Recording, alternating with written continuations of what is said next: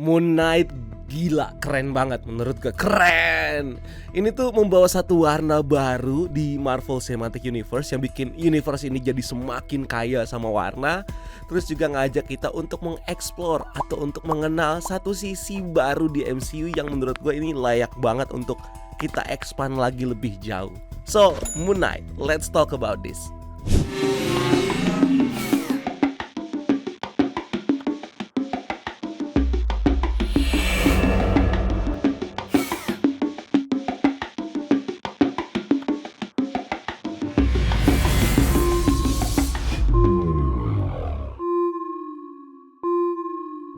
So guys, gue baru aja nonton Moon Knight dan di sini gue bakal nge-review seriesnya seperti apa. Mungkin buat jadi bahan referensi kalian kalau kalian masih ragu buat nonton Moon Knight, atau buat kalian yang udah excited banget dan gak sabar buat tungguin dan penasaran.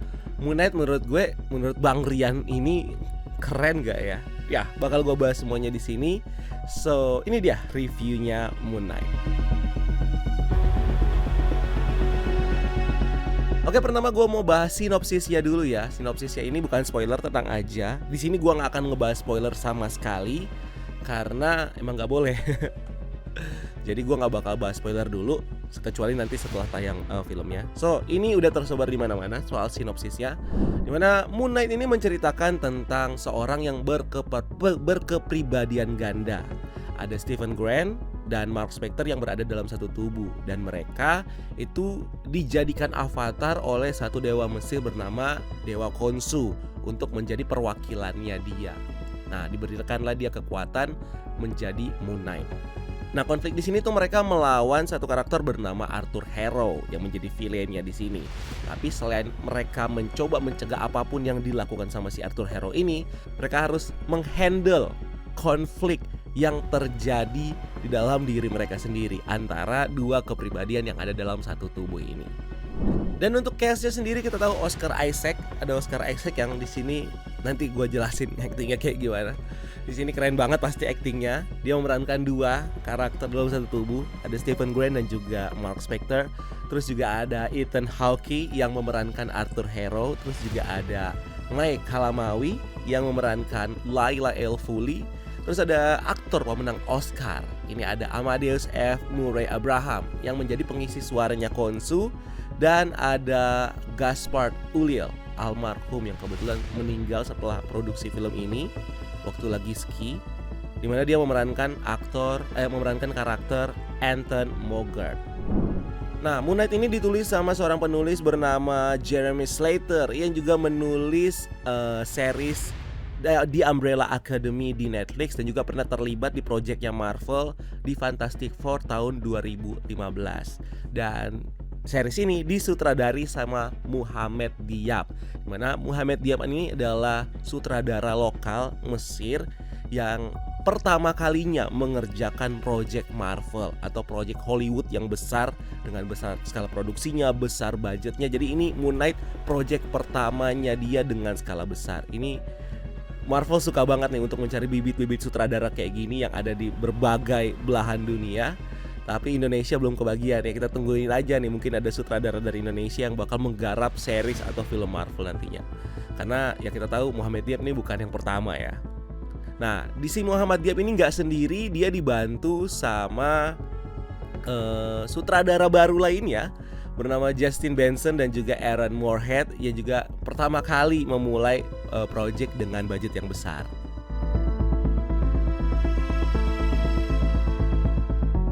Nah, dari segi ceritanya nih sebenarnya gue suka banget sama penulisan ceritanya karena dia bermain dengan psikolog, mengangkat soal mental issue, dimana di sini kita bisa ngelihat orang yang punya dua kepribadian. Nah, terus ini tuh dibuat benar-benar berbeda dua kepribadiannya ini antara si Stephen Grant dan juga Mark Spector. Yang bikin gue selama nonton gue langsung bertanya-tanya, sebenarnya yang ada di main kepribadian dari orang ini tuh siapa? Stephen kah atau Mark gitu. Itu yang bikin gue itu. Dan itu makanya masuk ke penghargaan tertinggi gue untuk Oscar Isaac karena bisa bikin karakter ini tuh jadi dua karakter yang benar-benar berbeda. Dan di beberapa scene bahkan switchingnya tuh kayak tiba-tiba lu jadi Stephen Grant, terus tiba-tiba lu jadi Mark Spector dengan, kalau kalian bisa nanti bisa bedainnya dari aksen dan dari gestur-gesturnya. Jadi di sini tuh bener-bener deh si Oscar Isaac tuh bisa membawakan dua karakter ini, jadi kayak dia membawakan dua orang yang berbeda di dalam satu tubuh, dan itu pokoknya Oscar Isaac keren banget dia ngebawain ini. Apresiasi gue deh buat Oscar Isaac. Pokoknya kalau skornya tinggi di sini itu karena Oscar Isaac. Nah, untuk bagian sinematografi sebenarnya gue nggak banyak expert banget di sini, tapi gue tau lah kalau untuk ngelihat yang mana sih sinematografi yang kayak bikin wow banget gitu kan. Kalau menurut gue untuk Moon Knight ini di atas standar lah sebenarnya. Ada sih beberapa shotnya dia, tapi yang nggak bikin kita wow. Mungkin dia mengcopy beberapa gaya-gaya sinematiknya film-film Marvel yang ada di sebelumnya, kayak kamera yang dibalik dan segala macam, yang muter, yang kayak upside down gitu-gitu, yang mungkin awal-awalnya muncul di MCU atau di film-film lainnya kita bisa ngeliat, wah gila, keren ya. Tapi setelah muncul di sini lagi gitu kan, kita udah ngelihatnya biasa aja. Oh ya udah, mungkin khasnya Marvel kayak gini. Tapi gua kasih jempol lah buat mereka yang berusaha keras untuk ini. Dan menurut gua Disney dan Marvel itu udah punya standar sendiri untuk sinematografi khususnya. Dan untuk Moon Knight ini tuh yang pasti berada di atasnya di atasnya standarnya Marvel. Bukan yang terbaik atau bukan yang bagus banget juga, tapi adanya di atas standar lah.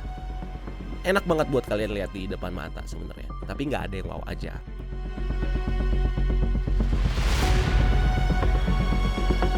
Nah, untuk scoring musiknya menurut gua untuk di awal-awal ada pemilihan lagu yang sebenarnya lagunya jadul, tapi menurut gua itu justru membawa ini tersendiri lah, warna tersendiri dari ceritanya. Dan scoring waktu ada di Mesir itu yang bikin gua agak lumayan merinding, karena ada horornya juga kan, terus pendukung dari musiknya juga itu bikin gua kayak wah gila sih, ini scoringnya bikin merinding, walaupun bukan khas banget kayak kita nonton Eternals atau kita nonton kalau di DC The Batman yang kayak kita terngiang-ngiang sama timnya gitu kan. Enggak, tapi lumayan bisa ngebawa kita untuk ikutan masuk dan suasana itu jadi berubah waktu kita lagi nonton filmnya. So, untuk scoringnya sih gue suka banget sebenarnya, suka banget. Steven, what are you? You sure you wanna know? Ini sebenarnya udah muncul di trailer ya soal scene mirror ini, yang menurut gue ini tuh susah buat dibikin. Kalau pikiran gue, kalau mungkin buat yang mereka tuh udah gampang banget ya. Tapi yang gue apresiasi juga adalah si Oscar Isaac balik lagi, karena ketika lu ngobrol sama cermin lu itu, lu harus acting gitu kan untuk ngobrol sama diri lu sendiri tuh, dan dua kepribadian yang berbeda itu menurut gue sih oke banget sih. So keren lah. Kalau menurut gue ini bukan film yang terbaik banget, tapi oke banget sebenarnya, bagus banget, tapi bukan yang banget, lu paham lah maksud gue ya. Dan ini tuh ngebawa kita masuk ke sisi baru di MCU ya, untuk bisa kita explore. Ini ada kekuatan dewa-dewa Mesirnya, terus cerita-ceritanya mereka, sejarah Mesirnya, artefak, terus juga clue-clue. Pokoknya ada banyak hal sebenarnya yang bisa untuk dieksplor ke depannya. Kalau misalnya Marvel Studios mau mengangkat tentang Moon Knight dan rentetan yang ngikut sama dia lah gitu, ini sebenarnya bisa jadi satu hal yang menarik ya. Terus ini juga benar-benar karena di Mesir, dan kita tahu juga masuk ke dalam piramid itu tuh ada rasa-rasanya Indiana Jones, ada rasa-rasanya Tomb Raider, pokoknya petualangan banget lah. Dan ini seru banget juga gitu loh untuk kalian ikutin. Jadi ini memang benar-benar sesuatu yang baru ya di Marvel. Jadi kalau kalian nonton ini tuh kalian kayak nggak berasa lagi nonton film Marvel sebenarnya. Karena film ini tuh benar-benar dibuat berbeda. Build story-nya ini juga kayak biasanya ya diceritain originsnya. Terus paling nggak ada, walaupun nggak dimunculin, ada scene-scene yang menceritakan lah kayak gitu. Kayak misalnya kita nonton Eternal, Shang-Chi gitu kan, ada originsnya dulu. Tapi kalau di sini itu enggak. Kalian langsung masuk ke daily activity-nya si Stephen Grant dan Mark Spector. Dan di dalam sembari itu berjalan secara paralel, kita akan banyak tahu tentang backstory-nya dia yang pelan-pelan. Oh begini, oh begini, oh jangan-jangan begini. Jadi akan di-spill lah sedikit-sedikit di sepanjang seriesnya nanti. Jadi ini sesuatu yang berbeda sebenarnya.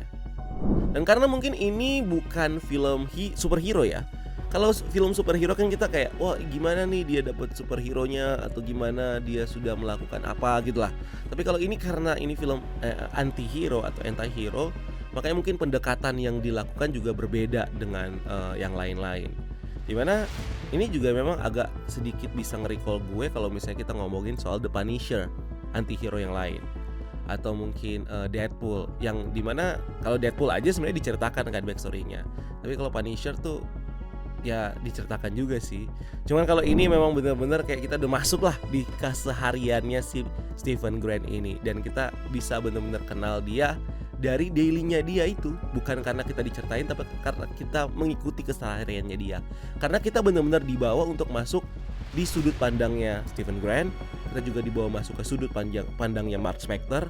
Jadi ya kita diajak banget lah kalau kita nonton series ini. Jadi menurut gue ini memang benar-benar satu hal yang baru lah untuk Marvel lakukan untuk khusus di series ini. Nah, untuk sisi psikologisnya ini memang ditonjolin banget ya. Yang bikin kita mikir tuh kayak, oh begini ya rasanya punya dua kepribadian. Walaupun lebih terkesan kayak Venom sama Eddie Brock dibanding orang yang punya dua kepribadian. Biasanya kan kalau orang punya dua kepribadian itu dia ngomong sendiri ya. Dia yang nanya sendiri, dia yang jawab sendiri gitu kan. Misalnya Rian sama Jonathan. Halo Rian, apa kabar? Halo Jonathan, baik. Kayak gitu. Tapi kalau di sini memang kalau kita lihat di trailer, dia ngobrol aja kayak ngobrol sama dirinya sendiri gitu. Ini yang bikin sesuatu yang berbeda. Mungkin versi yang lain ya, kalau misalnya mungkin ya kayak versi yang mungkin versi dua kepribadiannya MCU kayak gini lah. Tapi overall memang kita bisa bener-bener melihat dua karakter ini, bagaimana mereka nih punya story-nya masing-masing sebenarnya, tapi hidup dalam satu tubuh. Tapi ya mereka memang kalau dari komik ini memang adanya di dalam satu tubuh sih. Kita nggak tahu kalau di film ini ya bakal kayak reveal kayak gimana.